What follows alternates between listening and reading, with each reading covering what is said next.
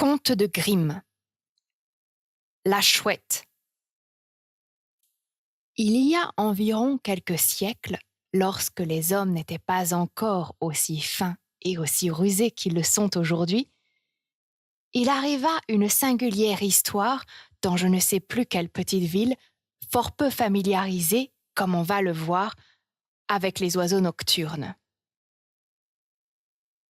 À la faveur d'une nuit très obscure, une chouette, venue d'une forêt voisine, s'était introduite dans la grange d'un habitant de la petite ville en question et, quand reparut le jour, elle n'osa pas sortir de sa cachette par crainte des autres oiseaux qui n'auraient pas manqué de la saluer d'un concert de cris menaçants.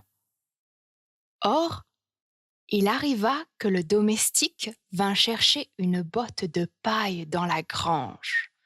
Mais à la vue des yeux ronds et brillants de la chouette tapie dans un coin, il fut saisi de frayeur qu'il prit ses jambes à son cou et courut annoncer à son maître qu'un monstre, comme il n'en avait encore jamais vu, se tenait caché dans la grange, qu'il roulait dans ses orbites profondes, des yeux terribles, et qu'à coup sûr cette bête avalerait un homme sans cérémonie et sans difficulté. Je te connais, beau masque, lui répondit son maître. S'il ne s'agit que de faire la chasse aux merles dans la plaine, le cœur ne te manque pas. Mais aperçois-tu un pauvre coq étendu mort contre terre, avant de t'en approcher, tu as soin de t'armer d'un bâton. Je veux aller voir moi-même à quelle espèce de monstre nous allons avoir affaire. Cela dit, notre homme pénétra d'un pied hardi dans la grange et se mit à regarder en tous sens. Il n'eut pas plutôt vu de ses propres yeux l'étrange et horrible bête qu'il fut saisi d'un effroi pour le moins égal à celui de son domestique. En deux bonds, il fut hors de la grange et courut prier ses voisins de vouloir bien lui prêter aide et assistance contre un monstre affreux et inconnu. « Il y va de votre propre salut, leur dit-il. Car si ce terrible animal parvient à s'évader de ma grange, c'en est fait de la ville entière. » En moins de quelques minutes, les cris d'alarme retentirent par toutes les rues. Les habitants arrivèrent armés de pics, de fourches et de faux, comme s'il se fût agi d'une sortie contre l'ennemi. Puis enfin, parurent, en grand costume et revêtus de leur écharpe, les conseillers de la commune avec le bourgmestre en tête. Après s'être mis en rang sur la place, ils s'avancèrent militairement vers la grange qu'ils cernèrent de tous côtés.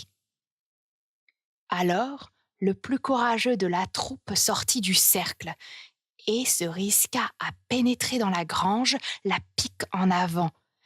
Mais on l'en vit ressortir aussitôt à toutes jambes, pâle comme la mort et poussant de grands cris. Deux autres bourgeois intrépides osèrent encore après lui tenter l'aventure, mais ils ne réussirent pas mieux.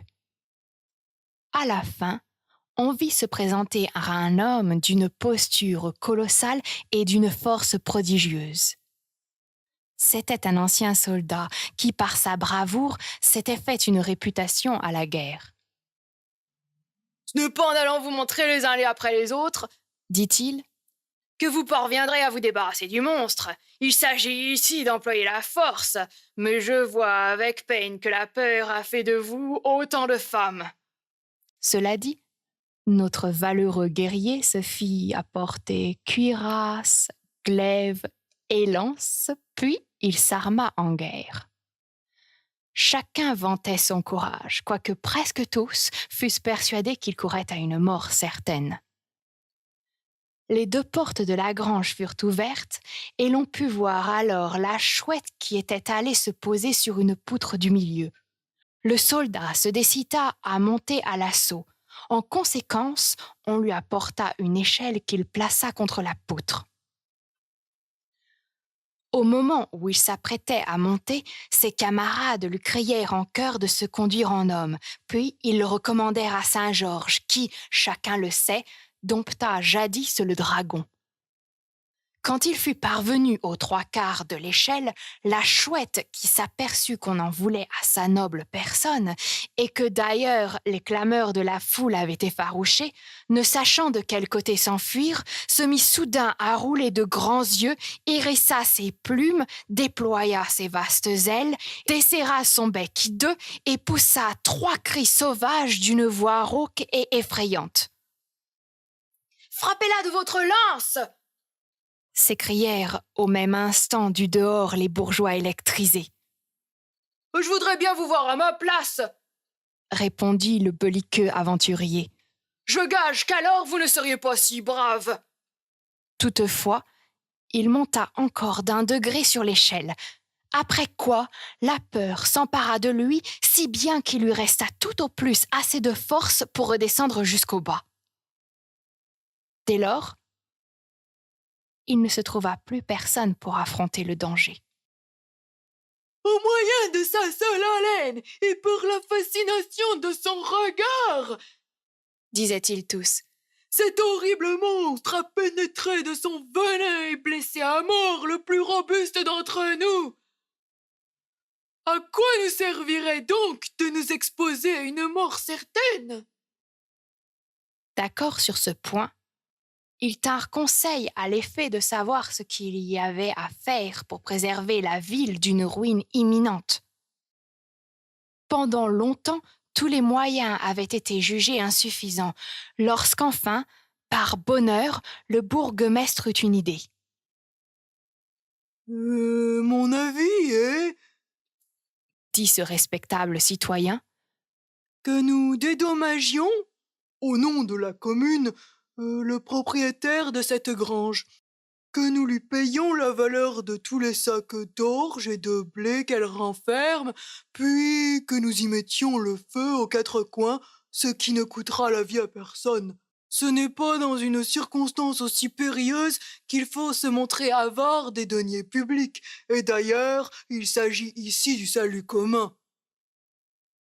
L'avis du bourgmestre fut adopté à l'unanimité. En conséquence, le feu fut mis aux 4 coins de la grange, qui bientôt fut entièrement consumée, tandis que la chouette s'envolait par le toit. Si vous doutez de la vérité de ce récit, allez sur les lieux vous en informer vous-même.